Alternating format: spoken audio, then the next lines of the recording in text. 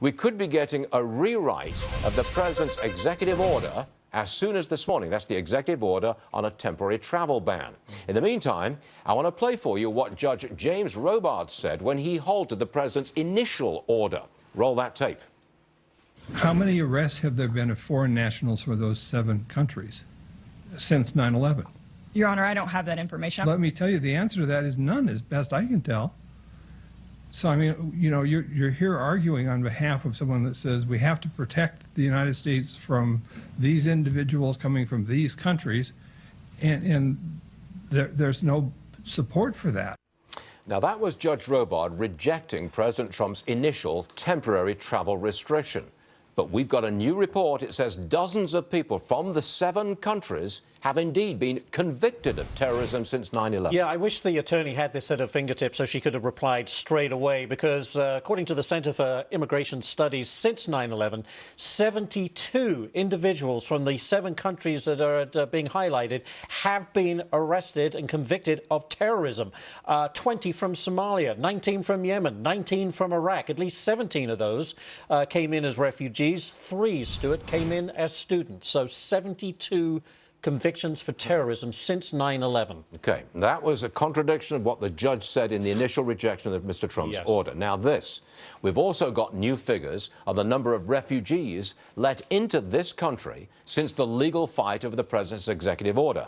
We've got new numbers on how many refugees came in from those 7 countries just since February the 3rd, when that order came down. How many? Nearly double. It's up about 77%. So you could see Syria and Iraq leading the way. Of course, there's wars going on there. Iran up 115. Yemen, none from Yemen. Somalia 155. It should be noted that the number started to double even a week before President Trump introduced this new executive order. The number started going up. It also should be noted that, remember, President Obama wanted 110,000 refugees, right?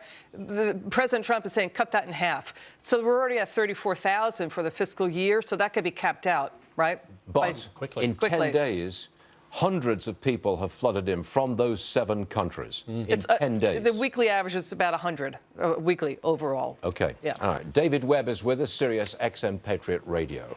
What's your reaction to the sets of numbers which contradict the media's point of view? Well, not just the numbers, but the preparation. First, the lawyer for the government was not well prepared for that. There was an easy answer. Somali refugee with a green card, Ohio State, right after the Ohio State-Michigan game, 2 days after I left that intersection.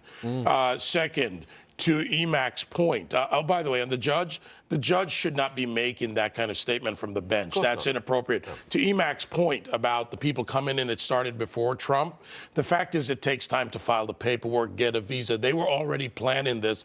As said, 3 or 4, President Assad, in an interview, talks about how terrorists are flooding into the refugee plan out of Syria. He says this in English in an interview, and the media ignores it. And the fact is, 402 from Syria, 340 from Iraq, 155 from Somalia, 115 from Iran. I consider Iran even more dangerous. World's largest funder of terrorism. The IRGC trains them in country, and they train them out of country. And security is about process, not even numbers, because this is not really the argument about these 7. Look, I blame the media here because I don't think they've done their job. They did not look closely at exactly what the president's order was, falsely reported it, and I think we're all paying a price for that. And I also think that it's peaked.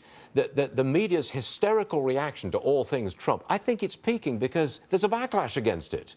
We now know that they're not doing their job. There's a backlash amongst the Americans who are concerned about their security, Stu, but there's not a backlash in the media. The backlash is the facts. The facts should go against them. This is going to be ramped up even more. Occupy Wall Street is recruiting in New Jersey and in other states. Why? Because I've got this information directly. They're planning their next round of Moral Mondays in the Carolinas. The NAACP, the leftist groups, they're all planning for the spring thaw, which is not going to be a political thaw. They're going to get more active. Yes, they are. Dave, please stay there. I've got more for you later. Illegal immigrants, some deported over the weekend. The mainstream media went hysterical about this. Just watch this.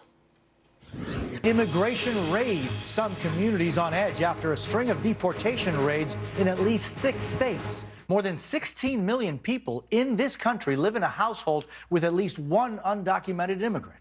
Families of undocumented immigrants say they are now living in fear. In Texas, video on social media showing a man being detained by an ICE agent in front of a fast food restaurant sends a chilling message. An enforcement surge in undocumented immigrant arrests, targeted raids, rounding up hundreds of foreign nationals. Is the new administration behind the latest crackdown? A stern warning to all 11 million undocumented living in the United States, most of them law-abiding and paying taxes and working, that they're no longer safe to stay here.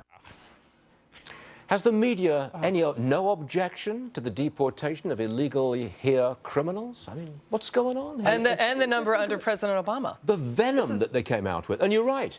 David Webb, still with it. Am I right in saying that President Obama did exactly the same thing for a long time? Yeah, I mean, and actually, let's put it in real context. ICE did its job under President Obama. They were prevented in other areas. Now they're doing it. This isn't new. Raids aren't planned overnight on the 21st, but they have also been waiting for the climate and the atmosphere where they could do their job. And they have a president that backs them. And I'm talking to the agents. I'm talking to the people who are actually having to do their job. They went there to protect the country. They went there to get rid of criminal, illegal aliens and work our way down the priorities. If someone has committed a crime and they're in America illegally, what is wrong with deporting them? What's wrong with that? Nothing. I mean, can you raise any objection? However, if a member of their family was brought here as a child, for example, it's not their fault that they're here, Right. I can understand some sympathy for that family and for that deportee. But that's it. Look, I've said it before, if you're not lawfully present, you're not lawfully present. And the complexities of children aside, the fact is, if let's say one of my family members commits a crime, then what am I supposed to do? Ignore the crime? You don't. So why should you ignore it just because it's an illegal alien? It's a desperate attempt to hang on to the Hispanic vote to say makes you a racist if you do this. Vote for us because we won't have it. That's what it is. Big point on a business channel. The economic effects of paying for education and medical care for illegals is billions of dollars for the state, and California is the biggest. They need money from FEMA for help. They don't have money to run their own budget, and they're spending it on illegal aliens and criminal illegals at that, too. You better stay there because I think there's more for you to come. Thank you very much, David.